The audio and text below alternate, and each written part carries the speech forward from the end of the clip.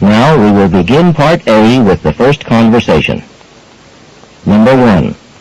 I'm really having trouble with this calculus course.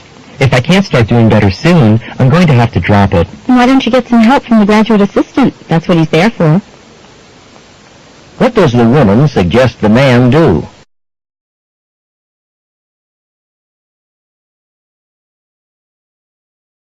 Number 2. Hey, don't forget to drop that book off at the library on your way home. Oh, thanks for reminding me. I'm on my way. What will the man probably do next?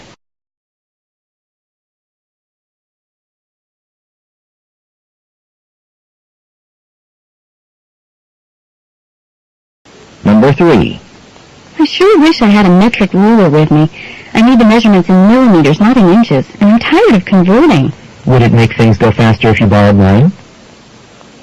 What does the man imply?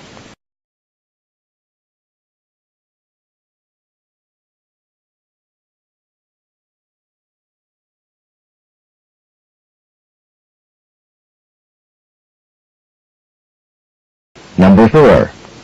Good news. I'm not going to need surgery after all. The doctor says I can start working out again soon, and maybe play soccer again in a few weeks. That's terrific. It'd be great if you could get back in shape in time for the state tournament. What does the woman mean?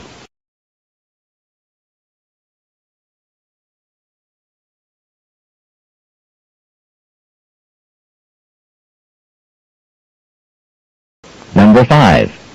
I already know what I want to take next semester. So why do I have to make an appointment to see my advisor? All I need is her signature on my course sheet. I'm afraid it doesn't work that way. She has to talk with you to make sure everything's on the right track. What does the woman mean?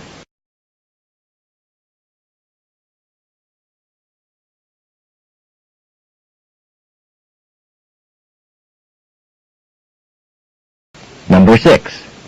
Professor Smith sure was acting strangely today. I noticed that too. She was talking so quietly and then not giving us any homework. Can you believe that? What can be inferred about Professor Smith?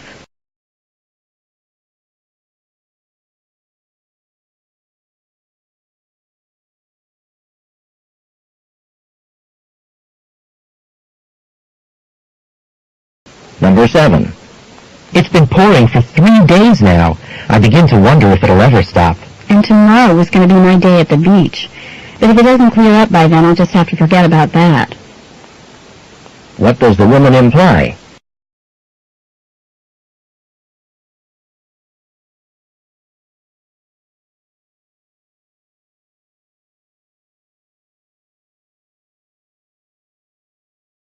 Number 8.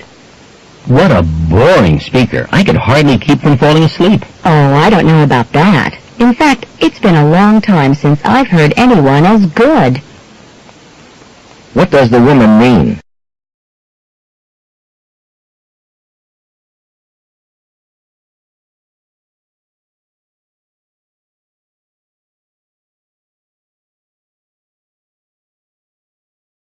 Number 9. Gee, Tom, I heard you're working as a house painter this summer. It's got to be awfully hot working up there on a ladder in the blazing sun all day. Well, it's hard work, but I get to be outdoors, and the pay's decent. What does the man imply?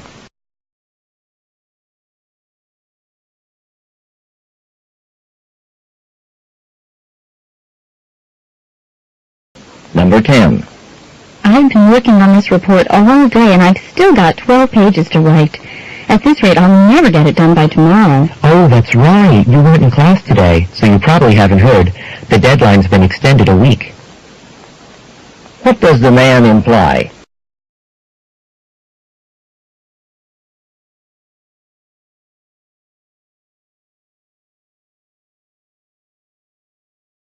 Number 11.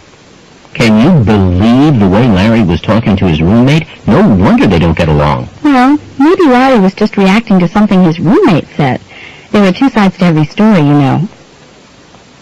What does the woman mean?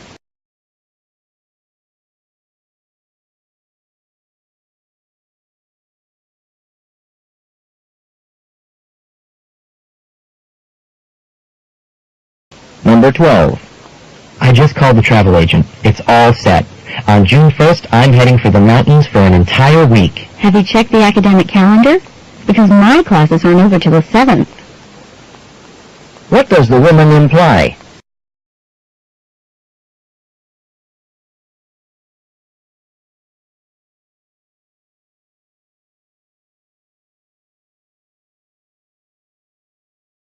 Number 13. What sort of grade did you get on your research paper? I know how hard you worked on it. Yeah, well, I was hoping for something really good, but the professor said I made too many broad claims that weren't supported enough. What can be inferred about the woman's paper?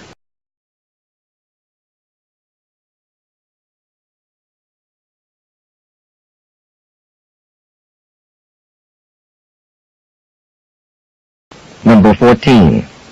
The state ballet is coming to town next weekend, and I can't find a ticket anywhere. You know, my sister just happens to have one, and she can't go. She's got some sort of conflict in her schedule. What does the man imply the woman should do?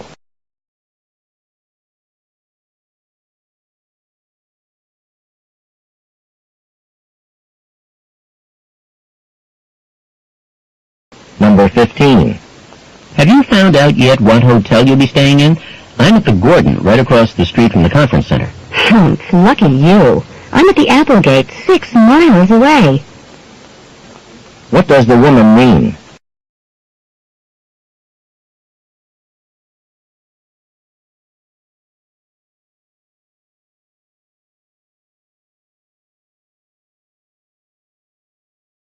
Number 16.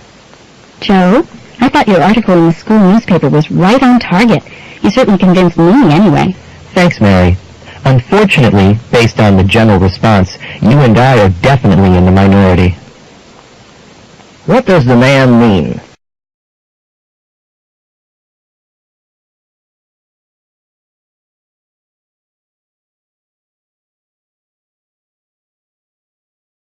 Number 17. Why didn't you go to the hockey finals last weekend? You missed a great game. Oh, come on. You know how sensitive I am to loud noise. What can be inferred about the man?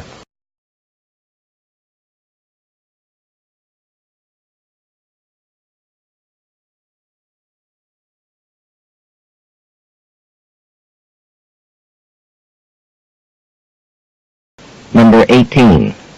I know I promised to drive you to the airport next Tuesday, but I'm afraid something's come up. They've called a special meeting at work. No big deal. Karen said she was available as a backup. What does the man mean?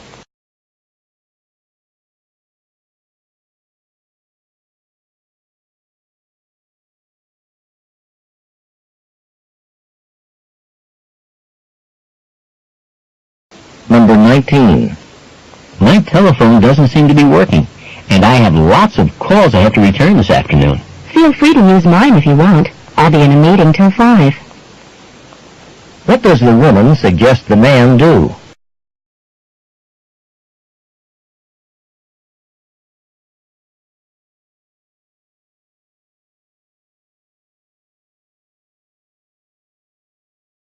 Number 20. I don't think we have nearly enough information for our financial plan, but it's due tomorrow, so I guess there's not a lot we can do about it. Guess not. At this point, we'll just have to make do with what we've got. What will the speakers probably do?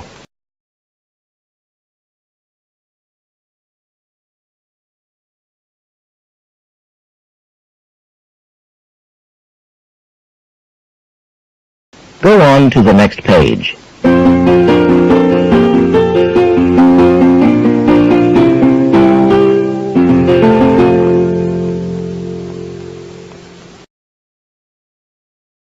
Number 21. Ever since your girlfriend moved to Bridgeport, you're always driving there. How many trips a week do you make anyway? I've lost count, but I can do it with my eyes closed. What does the man mean?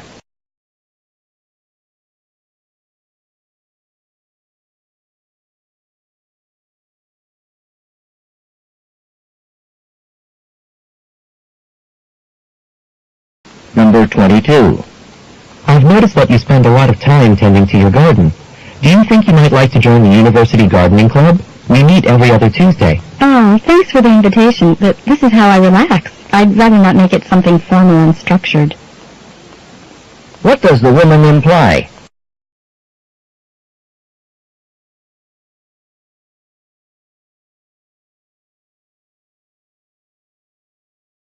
Number 23. Does this music bother your studying, Pam? Actually, I'm not studying anymore, but I am trying to sleep. What does Pam imply?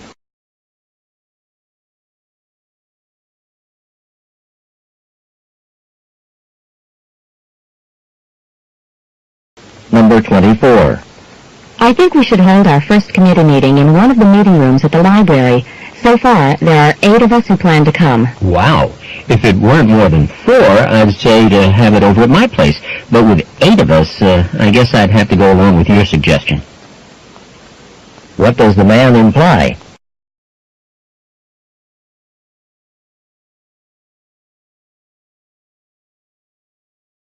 Number 25. I just don't know if you should call everyone to collect the data or just send out a questionnaire, but you'd better make a decision soon. I know. There's only 1 month till the election. What does the woman mean?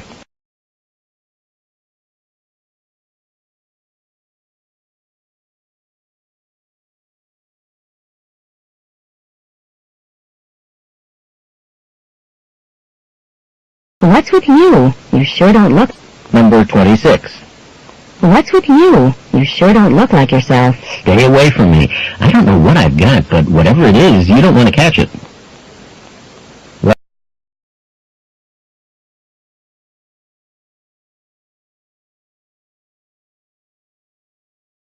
Number 27. You ate at the Terrace Cafe yesterday, didn't you? Was there much of a wait to be seated? Was there? Wish I'd brought a book or something to occupy my time. What does the man imply about the Terrace Cafe?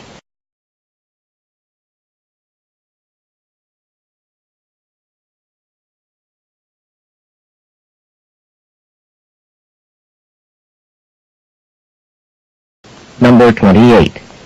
I thought there was still time for me to apply for a student loan, but someone just told me the closing date was last Wednesday. Are you sure? I thought we still had another month. Wait, I've got a brochure right here. Yeah, Wednesday was the opening date. What does the man imply?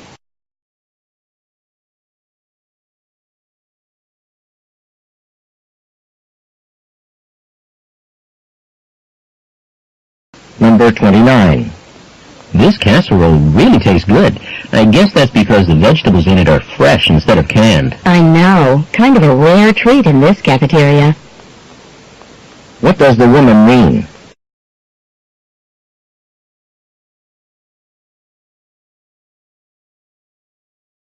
Number 30. I don't think I want to live in the dormitory next year. I need more privacy. I know what you mean, but check out the cost of renting apartments first. I wouldn't be surprised if you changed your mind. What does the man think the woman will do?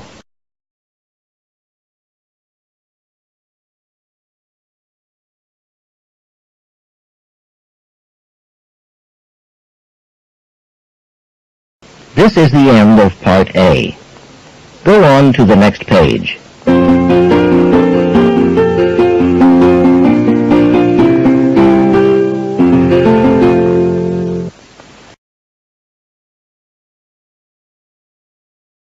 Part B.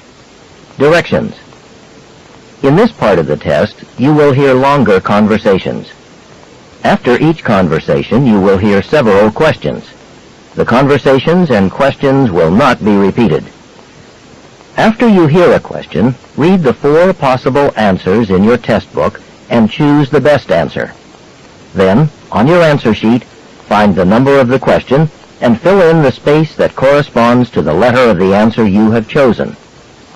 Remember, you are not allowed to take notes or write in your test book.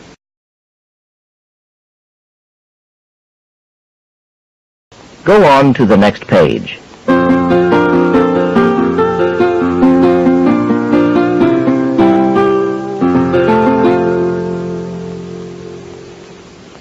Now we will begin Part B with the first conversation. Questions 31 through 34.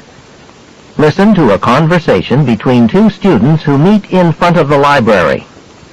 Hi, Sue. Where have you been? Oh, hi, Dan. I was just at the library. I have to hand in my biology paper tomorrow. Tomorrow? Oh, no. I thought it wasn't due till Monday. Well, don't worry. It is due Monday. But I'm going away for the weekend and won't be back till Monday night. Oh? Where are you going? California. We're having a family reunion. It's my grandmother's 90th birthday, so all the cousins and aunts and uncles are going. She planned the whole thing herself. Wow, that's great. How many people will be there? Around 60. My family's big and spread out, but we're pretty close. So, have you started working on your biology paper? Yeah, I'm doing it on bees and how they're able to recognize whether another bee is related to them. How can you tell? They use their sense of smell. The sweat bees guard their nests this way. If another bee approaches the nest, the guard determines if the new bee is familiar. If it is, it's allowed to enter. Interesting. Can other insects do this? Well, the paper wasp can. Each wasp nest has a special combination of plant fibers, and so the wasps that live there have a unique smell. Those two are the only kinds I've read about so far. Well, you've still got time. It sounds like the bees are picky about who comes to their family reunions. Number 31. What is the relationship between the speakers?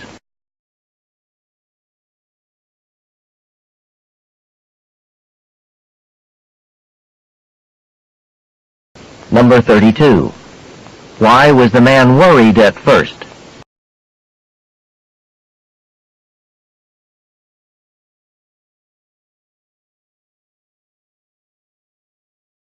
Number 33. According to the man, how do some bees use their sense of smell?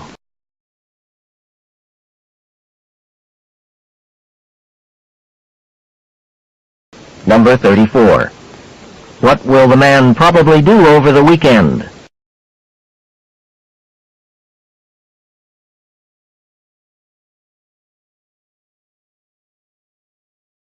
Questions 35 through 38. Listen to a conversation between two students. Hi, Jim. What are you doing? Oh, hi, Linda. I'm working on a report on energy sources for my environmental science class, but I'm having trouble finding enough information. You know, you were talking about a source of fuel in my class today. Yeah? Professor Collins, he's an authority on energy sources. He was telling us about a new way of getting fuel oil from coal. I didn't know that was possible. He said something about the coal being set on fire and blasted with a mixture of steam and oxygen. This process produces a gas made of hydrogen and carbon, the basic elements of oil. And then they do something to change that gas to oil? Right. First, since coal contains fewer hydrogen atoms than oil, they have to add some extra hydrogen to the gas. Then impurities are washed out with methanol, I think, before this gas is sent on to reactors where it's changed into oil. Since coal's so plentiful, I guess it won't be long till this new type of oil will be available all over the place, huh? I doubt it. Professor Collins said something about the process not being economical enough to use in this country. At any rate, you really ought to talk to him. He'll be able to help you more than I can, and he's got office hours all afternoon today. Thanks. He's over in Anderson Hall, right? Right.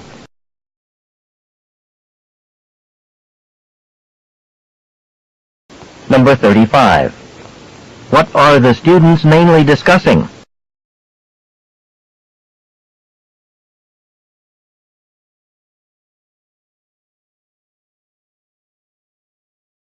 Number 36. How did the woman learn about the process she describes?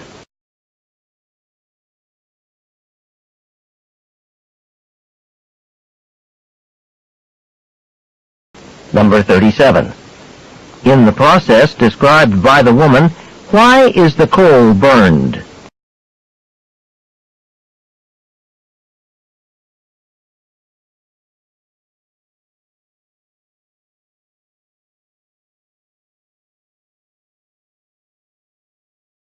Number 38. What does the woman mention as a disadvantage of the process she describes?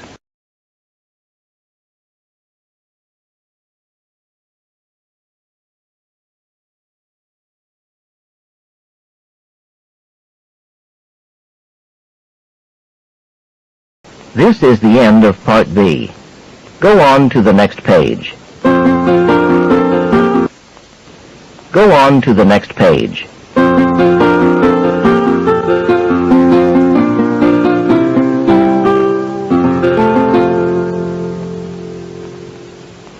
Now we will begin Part C with the first talk. Questions 39 through 42. Listen to part of a talk in a music class. The professor is discussing a musical theater production. It may seem strange that we're discussing music from a Broadway production in this class, The Lion King especially, since it's based on a popular Hollywood movie. I mean, music performed for Broadway theater in the heart of New York City surely would seem to be in the Western tradition of popular music, and not have much in common with the music we've been studying in this course, such as gamelan music of Indonesia, or Zulu chants of South Africa, music that developed outside the Western tradition of Europe and America. But in fact, musicians have a long-standing tradition of borrowing from one another's cultures. And this production's director intentionally included both Western and non-Western music. That way, some of the rhythms, instruments, harmonies typical of non-Western music contrast with and complement popular music more familiar to audiences in North America and Europe. Music like rock, jazz, or Broadway-style show tunes. So, I wanted to spend the rest of this class, and most of the next one, on the music from the show The Lion King, as a way of summarizing some of the technical distinctions between typical Western music and the non-Western music that we've been studying. Now, the African influence on the music is clear. The story takes place in Africa, so the director got a South African composer to write songs with a distinctly African sound. And the songs even include words from African languages. But we'll get back to the African influence later. First, let's turn to the music that was written for the shadow puppet scenes in The Lion King. Music based on the Indonesian music used in the shadow puppet theater of that region. Number 39. What is the talk mainly about?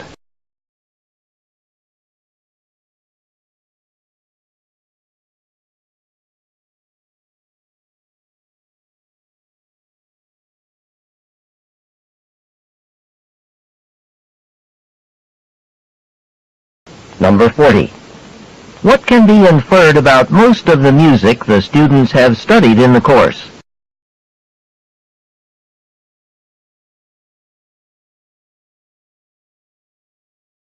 Number 41. Why were African words included in some songs for the Broadway version of The Lion King?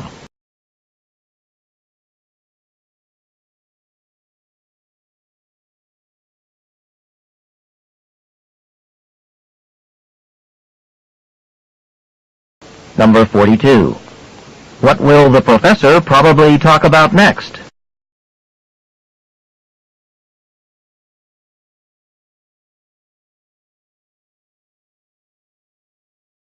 Questions 43 through 46.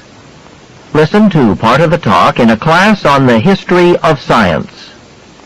In ancient times, many people believed the Earth was a flat disk, but well over 2,000 years ago, the ancient Greek philosophers were able to put forward two good arguments proving that it was not. Direct observation of heavenly bodies was at the basis of both these arguments. First, the Greeks knew that during eclipses of the moon, the Earth was between the sun and the moon, and they saw that during these eclipses, the Earth's shadow on the moon was always round. They realized that this could be true only if the Earth was spherical. If the Earth were a flat disk, then its shadow during eclipses would not be a perfect circle. It would be stretched out into a long ellipse. The second argument was based on what the Greeks saw during their travels. They noticed that the North Star, or Polaris, appeared lower in the sky when they traveled south. In more northerly regions, the North Star appeared to them to be much higher in the sky. By the way, it was also from this difference in the apparent position of the North Star that the Greeks first calculated the approximate distance around the circumference of the Earth, a figure recorded in ancient documents as 400,000 stadia. That's the plural of the word stadium.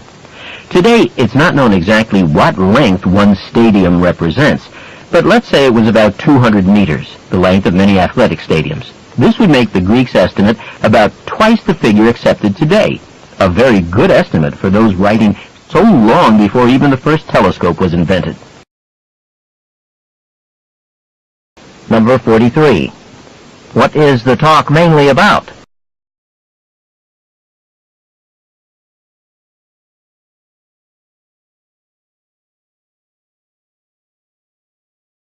Number 44. According to the professor, what were the beliefs of the Greek philosophers based upon?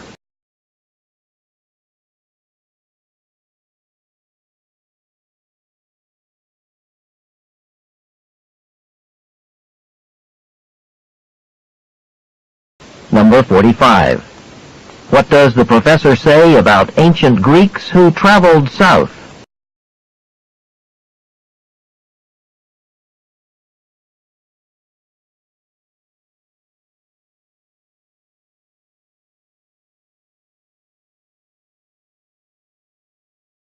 Number 46. What does the professor say the term stadium refers to?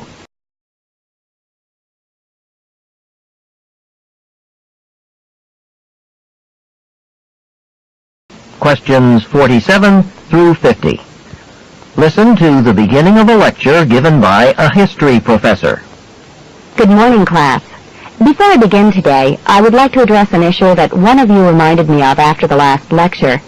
As you may recall, last time I mentioned that Robert E. Peary was the first person to reach the North Pole. What I neglected to mention was the controversy around Peary's pioneering accomplishment. In 1910, a committee of the National Geographic Society examined Commodore Peary's claim to have reached the North Pole on April 6, 1909, and found no reason to doubt him. This judgment was actually confirmed by a committee of the U.S. Congress in 1911.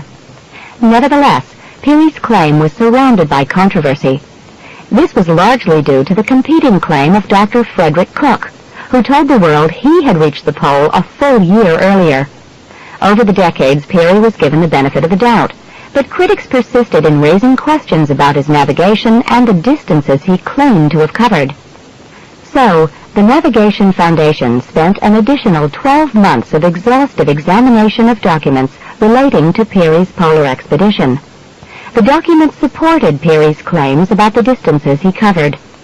After also conducting an extensive computer analysis of photos taken by Peary at the pole, they concluded that Peary and his companions did in fact reach the near vicinity of the North Pole on April 6, 1909.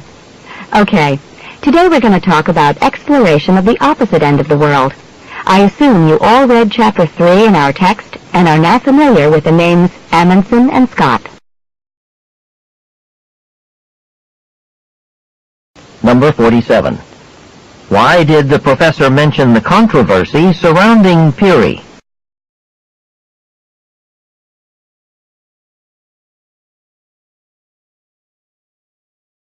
Number 48. What did Dr. Cook maintain?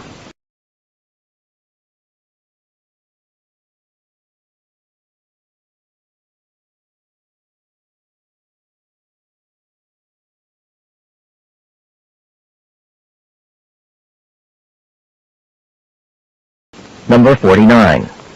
How did the experts determine that Peary reached the North Pole?